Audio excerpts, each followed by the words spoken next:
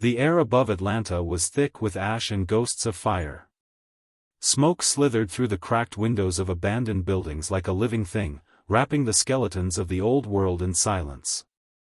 Elara kept low as she moved across the ruined street, stepping over broken glass and twisted rebar.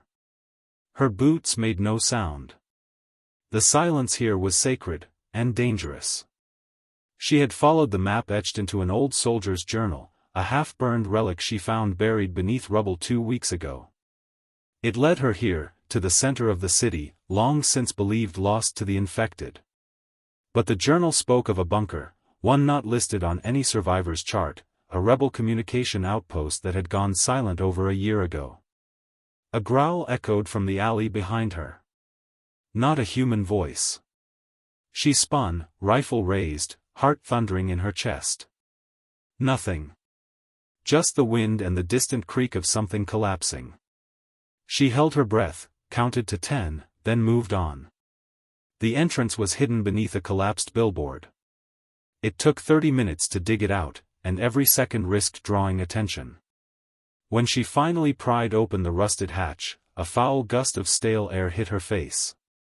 She descended quickly, sealing it behind her. The bunker smelled of mildew, rot, and something metallic, blood, maybe. The emergency lights flickered dimly, painting the corridor in shades of red and shadow. Elara moved cautiously, gun raised. She passed a hallway of rooms. A skeleton in a tattered rebel uniform sat slumped against the wall, its radio unit still strapped to its back. She knelt, flipped it on. Static. Then a burst of clarity. Resistance lives west. Code Echo, Black, 17. Repeat, Resistance lives west. The message looped, broken and warped but unmistakable. A rebel signal. Someone had kept the transmitter running this whole time. Hope, cold and unfamiliar, rose in her chest like a flame. But the joy was short-lived. Something scratched behind her. A dry, guttural hiss. Elara turned. At the far end of the hall, shadows twisted into shape.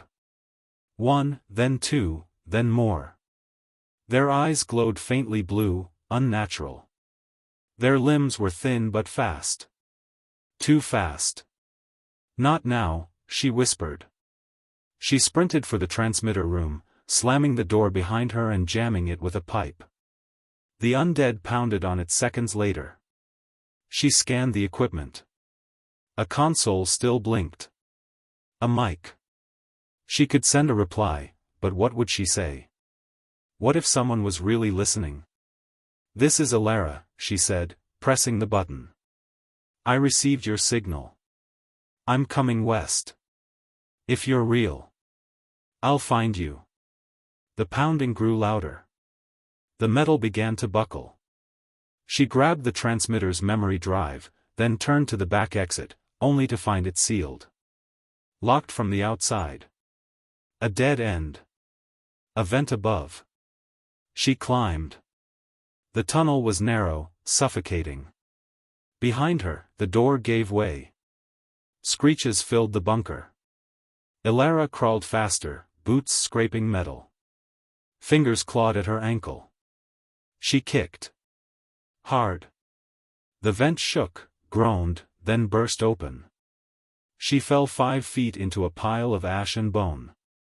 The city skyline greeted her once more, but now, the Undead had seen her. A dozen were closing in. Elara didn't stop. She ran, leaping over wreckage, ducking beneath burnt-out cars, lungs burning. She didn't look back. The memory drive in her pocket was all that mattered now. There was a resistance. She had proof.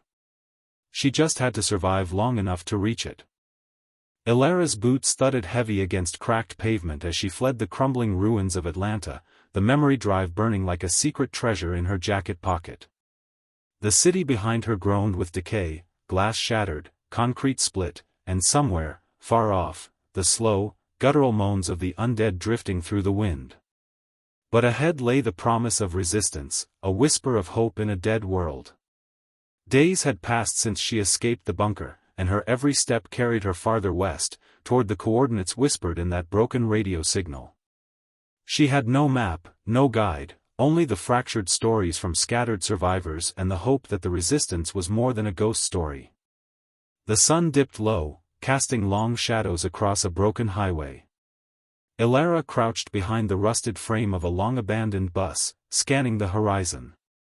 A group of scavengers moved ahead, ragged, tense, weapons slung carelessly but their eyes sharp. She debated whether to approach. Scavenger gangs were often hostile, especially to lone travelers. Yet, she needed allies. Her throat dry, Elara stepped into the fading light and called out. "Wait! I'm not here to fight." The scavengers froze. A tall man with a scar across his cheek narrowed his eyes and raised a worn shotgun. "Who's asking?" "Elara," she said, holding up the memory drive for proof. "I found something, the rebel frequency, the resistance. It's real. I'm going west to find them." Laughter cracked from the others, bitter and harsh. "Resistance? That's a fairy tale now," the man said. "We live day to day. Ain't no one out there waiting for us." Elara's heart sank but she pressed on. "I have a message. They're fighting back. If you join me, maybe we stand a chance." The man hesitated, then gestured to his group. "Fine. But one wrong move, you're dead." They moved as one, a ragtag band of survivors. Elara quickly learned their names: Sam, the scarred leader, Marla, quick with a crossbow, and two younger ones, Jesse and Lena, who barely looked old enough to remember life before the fall. That night, as they camped beneath the skeletal remains of a billboard, Elara shared what she knew. The memory drive contained fragments of data, coordinates, names, scattered reports of rebel actions in quarantine zones far west. The resistance wasn't just alive, they were growing. But something gnawed at her, an unsettling feeling she couldn't shake. Their camp was quiet except for the crackling fire, until a sudden rustle in the underbrush snapped everyone to attention. Sam raised his shotgun. From the darkness emerged a small group of zombies, but these weren't mindless shamblers. They moved with purpose, sidestepping traps and advancing slowly, deliberately. Elara's pulse quickened. "They're different." Marla frowned. "I've seen this before. Smarter. Coordinated. Like they're being controlled." The small horde circled the camp, their eyes glowing faintly blue in the firelight. It wasn't just instinct, something deeper was at play. Elara stood, raising her rifle. "We have to move. Now." They fled under the cover of night, the undead close behind. The group ducked into a derelict warehouse, breath ragged, hearts pounding. Inside, they found crude traps, spiked pits, tripwires rigged to noisy cans. The zombies had walked right through and avoided them. "Someone's teaching them," Elara whispered. Jesse shivered. "What if it's a new kind of monster? Something worse?" Elara's mind raced. The neural implants mentioned by Dr. Jensen in the bunker, it wasn't science fiction. It was real. The zombies had evolved. They were being controlled. The thought chilled her to the bone. "We can't just run," Sam said grimly. "If they're smart, they'll hunt us until they find a way to kill us all." Elara nodded. "We need to reach the resistance before they can." For the next 2 days, the group moved cautiously through the dead landscape. The wind carried eerie sounds, distant gunshots, cries, and the whisper of broken radios. Elara kept the memory drive close, hoping for a sign. One afternoon, as they rested near an old gas station, Lena spotted movement, a shadow slipping between the wrecked cars. Elara raised her rifle. A figure stepped forward, hands raised. "Wait. I'm not infected." The newcomer was a young woman, dressed in scavenged military gear, her eyes sharp and wary. "Name's Mara. I've been tracking the resistance, too. Elara felt a flicker of relief. Then you know it's real? Mara nodded. More than real. They're organizing a strike against the central hive, the core of the infected control. Elara's breath caught. Hive? Yeah. There's a place where the signal's strongest, where the undead swarm like they're following orders. If we take it down, we can break the control.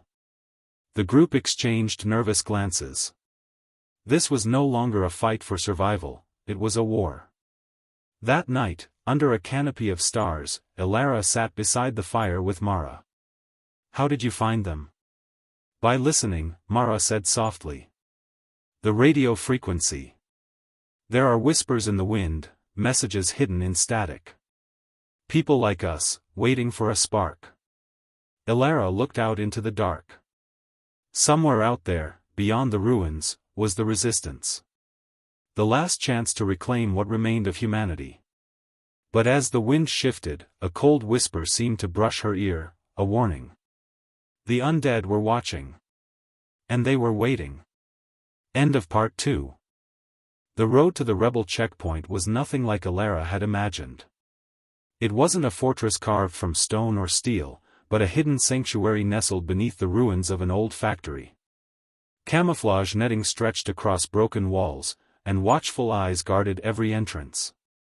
Elara's group approached cautiously, their nerves taut like bowstrings. Sam, the scarred scavenger leader, gestured sharply. Stay sharp. We don't know who's on our side out here.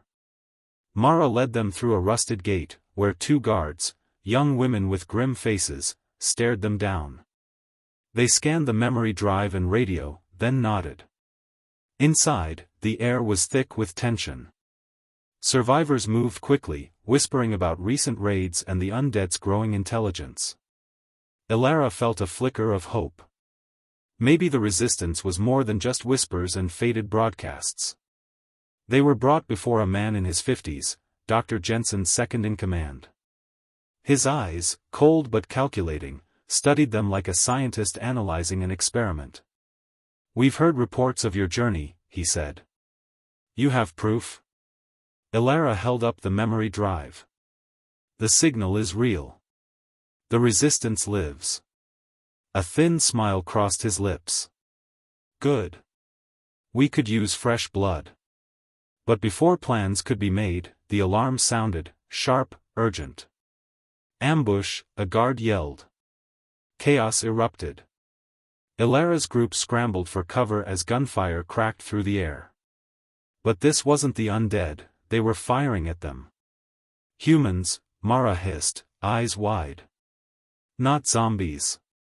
Shots grazed Elara's arm. She ducked behind a concrete pillar, heart hammering. Who were these attackers? Sam fired back, voice low but furious. Traitors. Through the smoke, Elara spotted a familiar face, Jesse, one of their own, aiming a rifle at them. His eyes were cold, determined. Jesse, no. Lena screamed. Jesse's finger tightened on the trigger. I'm sorry, but this is bigger than you. The Order can't have your kind interfering. The Order. Elara had heard whispers of them, a ruthless faction that thrived on chaos, ensuring no one could unite against the undead or their human masters. They preferred the world broken, a constant battlefield where they controlled the scraps. Betrayed from within. Elara fired, grazing Jesse's shoulder. He stumbled but kept shooting. Marla tackled him, wrestling the rifle away. The battle spilled through the checkpoint. Rebels and resistance fighters clashed with the Order's soldiers, shouting curses and commands. Amid the chaos, Elara grabbed Lena, pulling her behind a barricade. We need to get out, Elara said, voice harsh. This isn't just zombies anymore. Humans are turning on us. Lena nodded, tears streaking dirt on her face. Why? What do they want? Power, Elara said grimly. Control. The undead only win if we fight each other. The fighting slowed as the Order's troops retreated, leaving behind wounded and broken. Elara scanned the scene, her gaze landing on Jesse, now a prisoner. She approached cautiously. "Why?" she demanded. Jesse looked away. "I joined them to survive. They promised order, protection. The resistance is weak, always fighting shadows." Elara's chest tightened. "But you betrayed us." "I did what I had to. If the resistance falls, the world falls. Maybe the order is what we need." Her fingers clenched. "No. We fight for a future where we're free." Jesse's eyes hardened. "Then you're fools. And fools don't last." As the sun dipped below the shattered horizon, Elara realized the truth she had tried to ignore: the war wasn't just between the living and the dead. It was also among the living themselves. That night, gathered around a flickering fire, the survivors whispered fears and plans. The Order was out there, watching, waiting, manipulating. Elara stared into the flames, determination hardening her resolve. "We can't trust anyone but ourselves," she said. "The resistance is real, but it's fragile. If we're going to survive, we have to be stronger." Mara nodded. "And smarter. We'll need allies who won't turn their backs." Sam slammed a fist into his palm. "Then let's find them. Before the Order finds us." As darkness settled over the camp, a distant howl pierced the night, a chilling reminder that the undead were never far behind. But Elara knew this fight was more dangerous than any zombie horde. It was a fight for humanity's soul. End of Part 3. The rebel checkpoint was no longer a safe haven, it had become a fragile line between chaos and hope. After the ambush, trust was shattered. Elara, Sam, Mara, and the remaining survivors regrouped in a dimly lit room beneath the factory ruins. The air smelled stale, heavy with fear and uncertainty. Dr. Jensen arrived, his presence commanding even in the flickering shadows. He was a tall man with streaks of gray in his dark hair, eyes sharp and tired. Elara recognized him from the fragmented transmissions in the bunker. He was the architect behind the Resistance's last plans, a scientist who refused to surrender. "We don't have much time," Jensen said gravely. "The Order grows bolder. And the undead, they're evolving faster than we imagined." Elara studied him. "We saw them, zombies that avoided traps, coordinated attacks." "You said something about neural implants?" Jensen nodded. "Yes. The original military project was designed to control soldiers remotely. When the outbreak happened, someone repurposed the technology to control the undead." He pulled up a battered blueprint on a dusty table, a map of a sprawling underground lab beneath the city's core. "This is where the main control hub is. The hive. The source of the neural signal directing the infected." Elara traced a finger over the schematic. "If we destroy this hive, would the zombies lose control?" Jensen's eyes darkened. "Exactly. Without the signal, the undead will revert to mindless aggression, less dangerous, less coordinated. It's our best chance." Sam growled. "Sounds like a suicide mission." Jensen met his gaze evenly. "It is. The hive is heavily fortified. Not just with the undead, but automated defenses. We'll need a precise strike team, and time is running out." Elara's mind raced. "What do you need from us?" Jensen hesitated. "We have a team ready for the assault, but we need someone to guide them through the city streets, the labyrinth of fallen buildings, infected zones, and rogue human factions." Mara stepped forward. "I know the city. I can help." Elara looked at her. "We all can." Jensen nodded. "Good. We move at dawn." That night, Elara studied the blueprints with a heavy heart. The underground network was vast, lab corridors, server rooms, maintenance tunnels, twisting deep beneath the city. Somewhere in that darkness, a twisted mind controlled the undead, orchestrating death like a conductor leading a symphony. She thought of the boy they had heard about, a child who could sense the undead's thoughts. Could he help them navigate this nightmare? A sudden commotion outside pulled them from their thoughts. Guards rushed in, carrying a wounded man, one of the resistance fighters caught in a recent skirmish. Blood soaked his shirt, his breathing ragged. Jensen knelt beside him. "Tell me what you saw." The man coughed, voice weak but urgent. "The order, they're working with the hive. Supplying weapons, sabotaging safe zones. They want control, not chaos." Ilara's stomach twisted. The order was deeper in the rot than they realized. This was no longer a simple battle between humans and zombies, it was a war of shadows. She stood, determination hardening her features. "We need to act fast. Every moment we wait, the hive grows stronger." Sam cracked his knuckles. "Then let's bring the fight to them." The following morning, the strike team assembled, a mix of hardened rebels, scavengers, and fighters like Ilara's group. Faces grim, weapons loaded, hearts steeled. As they stepped into the ruined city streets, the air buzzed with tension. The sun was a dim disk behind thick clouds, casting a gray pall over the wreckage. Every corner hid danger, every shadow could be death. Mara led the way, moving silently between wrecked cars and shattered storefronts. The group paused frequently, scanning for traps, listening for unnatural silence. Hours passed in a haze of cautious steps and whispered commands. Ilara's thoughts drifted to the boy with the strange connection to the undead. If only they could find him. Suddenly, a low growl rumbled from the distance.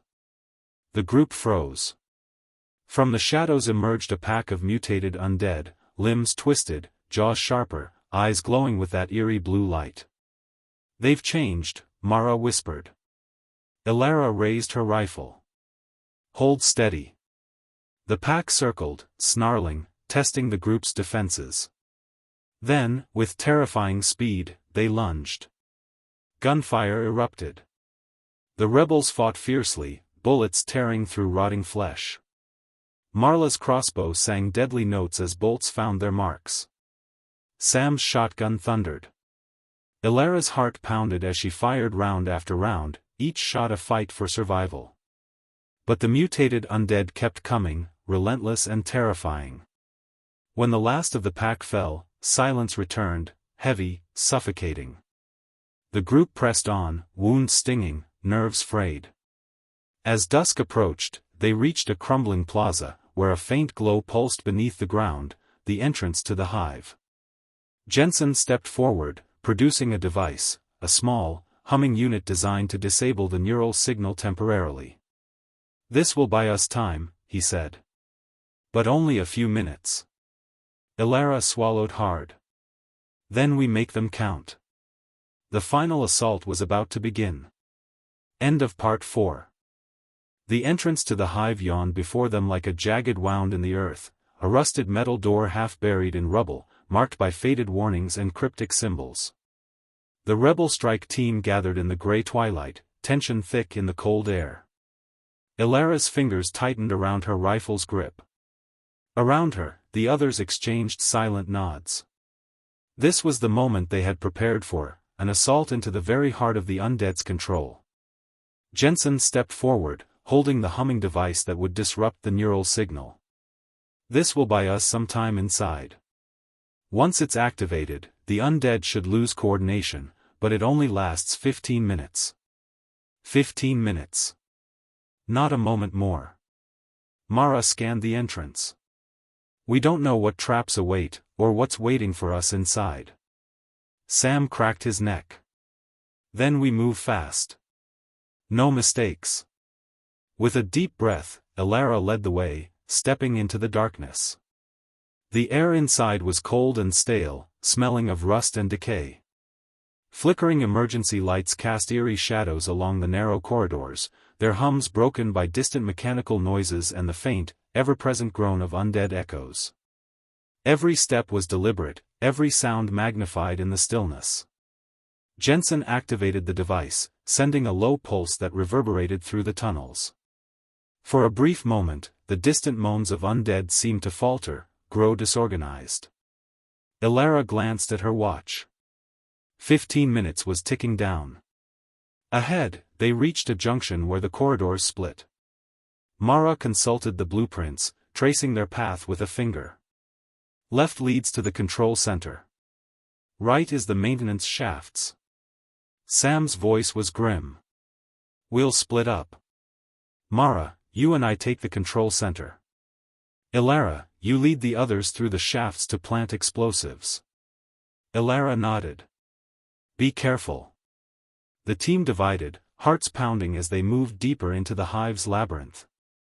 Elara's group pressed through the shafts, dark, cramped tunnels lined with exposed wires and rusted pipes. The faint hum of machinery pulsed beneath the floor, growing louder as they advanced. Suddenly, the air shifted. A low growl echoed ahead. Elara froze, signaling the others to stop. From the shadows emerged a new kind of threat, half undead, half machine creatures. Their bodies twisted with metal plates and wires, eyes glowing bright blue, moving with terrifying speed and precision. These are the Hive Guards, Mara had warned before they split up. Genetically modified, enhanced to protect the core. Elara raised her rifle, heart pounding. The creatures attacked like a pack of wolves, fast, relentless, and coordinated. Bullets tore through metal and flesh, but the Hive Guards pressed on, snarling with unnatural ferocity. Elara's squad fought back desperately. Marla's crossbow bolts pierced armor, Jessie's makeshift grenades exploded in showers of sparks. In the chaos, Elara spotted a tunnel branching off, a faint blue glow pulsing beyond it. She motioned for the others to cover her as she dashed toward the light.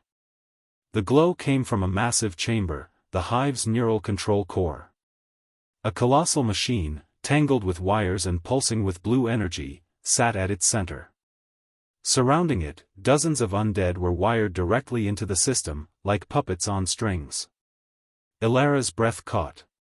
This was the source. Destroying it meant breaking the control. She quickly planted explosives around the machine, fingers working methodically even as alarms blared throughout the hive. Suddenly, a shadow loomed behind her. A figure stepped forward, the boy Elara had heard about. His eyes shone with a strange light, his presence both unsettling and hopeful. I'm Cade, he said softly. I can help. I feel their thoughts. Elara hesitated, then nodded. We need you. Cade closed his eyes, reaching out with his mind. The undead around them twitched, confused. The neural connection faltered under his influence. Now, he whispered. Elara triggered the detonator. Explosions ripped through the chamber, the hive's blue glow flickering and dying. Outside, the groans of the undead became chaotic cries, their movements erratic.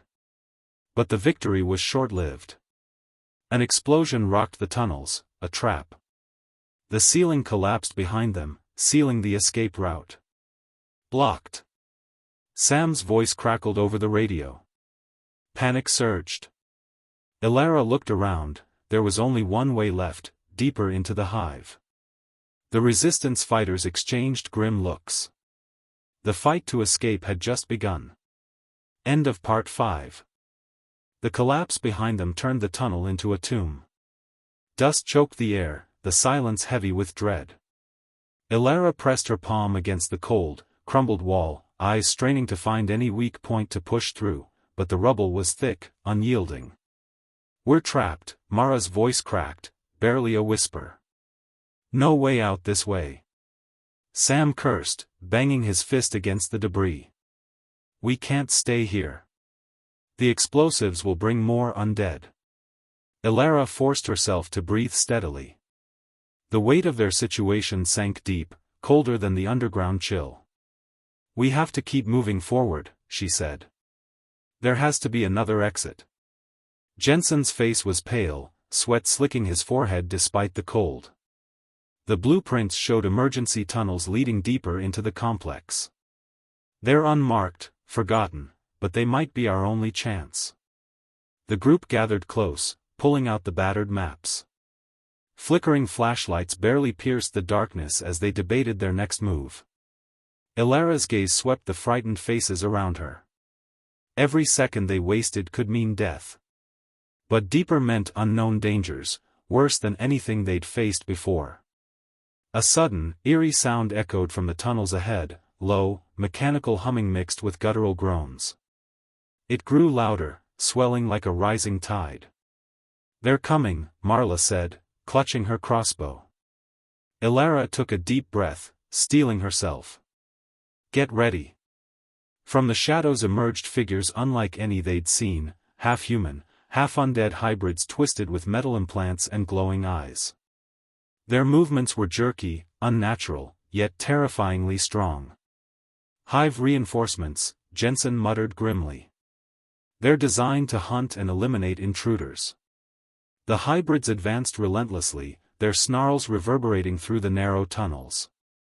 Gunfire erupted as the rebels fought desperately. Ilara ducked behind a broken pipe, firing controlled bursts, each shot a battle against exhaustion and fear. Sam charged forward, smashing one hybrid's skull with a metal pipe, but another knocked him to the ground, claws raking his chest. He grunted, struggling to breathe. Ilara lunged, pulling Sam free. "We have to fall back." Retreating was impossible, the tunnels twisted and split in confusing patterns. Every turn revealed another threat, pools of toxic sludge, exposed electrical wires sparking dangerously, and the ever-present groans of distant undead. Jensen led the group toward an emergency stairwell, their only hope to ascend to safer ground. But as they reached the base, a sudden tremor shook the complex. "Structural instability," Jensen warned. "We don't have much time." The stairwell collapsed behind them with a deafening crash, cutting off the path they had just fled. Panic surged. Ilara scanned their surroundings. Darkness stretched out ahead, punctuated only by the faint glow of distant red emergency lights. "We're trapped in the lower levels," she said grimly. "We need to find another way up." Mara pulled out a flare, igniting it with shaking hands. The red light cast haunting shadows on the walls, revealing a narrow maintenance shaft leading downwards. "Going down isn't an option," Sam argued. Ilara shook her head. "It might be the only way." They had no choice but to descend into the unknown. The shaft was cramped and slick with grime. As they climbed down, a nauseating stench filled the air, decay mixed with chemicals. Halfway down, Cade fell behind, gasping. His face was pale, sweat dripping. "I'm not feeling well," he whispered. Ilara knelt beside him. "You're pushing yourself too hard. We can't afford to lose you." Cade shook his head, eyes glassy. "I can still help, just need a moment." Suddenly, the floor beneath them trembled violently. Loose debris rained down, and a terrible roar echoed from below. "The hive is collapsing," Jensen shouted. "We have to move faster." Deeper into the shaft they went, each step heavier than the last. The sound of cracking stone and creaking metal chased them like a predator. At the bottom, they found themselves in a massive cavern filled with pools of glowing blue liquid, the lifeblood of the hive's control system. The walls pulsed with energy, wires snaking like veins through the rock. "This place," Mara gasped. "It's alive." Jensen moved toward a control panel embedded in the rock, frantically typing commands. "Trying to shut down the secondary core," he said, beads of sweat falling from his brow. Suddenly, a monstrous shape erupted from the shadows, a grotesque fusion of undead and machinery, larger and more terrifying than anything they had faced. The creature roared, charging toward them with metal claws and jagged teeth. Ilara raised her weapon, heart pounding in her throat. "Hold the line." The battle was fierce, every second a fight for survival. Cade closed his eyes, reaching out with his mind. The creature faltered, confused by the mental assault. Jensen's fingers flew over the controls. With a final beep, the secondary core powered down. The glowing pools dimmed, and the creature screeched, collapsing into a heap of lifeless metal and flesh. Silence fell. Ilara looked around at her battered team, exhausted, bloodied, but alive. "We did it," Mara whispered. But Ilara's gaze remained steely. "This isn't over. The order will come. The undead will return." As the hive's dying pulse faded, a new resolve took root. From ashes, the resistance would rise. End of Part 6. The hive's pulse was fading, but the fight was far from over. Ilara's group emerged from the depths into a shattered subway station, its walls scarred by fire and blood. The flickering lights overhead cast long shadows, twisting the ruined place into a labyrinth of ghosts. They stumbled into the cold air, blinking as the stale underground world gave way to the twilight sky. Above them, the city was a war zone, smoke rising from distant fires, scattered silhouettes darting between ruins, the ever-present groans of the undead mixing with human shouts. Ilara took a moment to steady herself. The hive's destruction had caused a ripple of chaos. Without the neural control, the undead swarmed aimlessly, their deadly coordination broken. "This is our chance," she said, voice firm despite exhaustion. "The order's hold is weakening." Jensen studied a handheld device, eyes scanning for signals. "We're still blind without the hive, but that blackout won't last. They'll try to restore control." Sam cracked his knuckles. "Then we hit them before they can." Mara nodded, eyes sharp. "We take the fight to the Order's headquarters, cut off their command." Ilara's thoughts flicked to Cade. The boy's strange ability to reach the undead minds was a wild card in this war. "Cade, can you track their communications?" The boy closed his eyes, brow furrowed. "There's a faint signal, a command post in the old city hall. If we can take it, we might disrupt their reinforcements." "Then that's where we go," Ilara said. They moved quickly through the ruins, avoiding pockets of undead and hostile humans alike. The city's skeleton loomed around them, buildings half-collapsed, streets cracked and overgrown, remnants of a world lost to fire and fear. Along the way, they picked up other survivors, scavengers, fighters, people tired of hiding. Word of the hive's fall spread fast, igniting a spark of hope in the desperate. Ilara found herself at the center of a growing resistance, a fractured army bound by survival and the faint hope of freedom. But the Order was watching. As night fell, a volley of gunfire erupted from the rooftops, pinning the group in a narrow alley. Shadows moved, soldiers clad in black armor, faces hidden behind intimidating helmets. "Ambush," Mara hissed, returning fire. Ilara dove behind a rusted car, returning shots with deadly precision. The firefight was brutal, echoing off broken walls and shattered glass. Amid the chaos, Cade stood exposed, eyes closed, struggling to control the mental storm within him. "Ilara!" Sam shouted. "He's a target." Ilara sprinted toward Cade, dodging bullets and debris. With a sudden burst of adrenaline, she dragged him to safety behind a crumbling wall. Cade gasped, trembling. "They're trying to block me, but I can still reach them." Suddenly, the gunfire faltered. The soldiers hesitated, confused. A low hum filled the air, the signal was disrupted again, this time from Cade's mind. Taking advantage of the pause, the rebels pushed forward, driving the ambushers back with relentless fury. By dawn, the streets were quiet. Bodies lay scattered, but the resistance had won a small victory. Ilara looked to the horizon.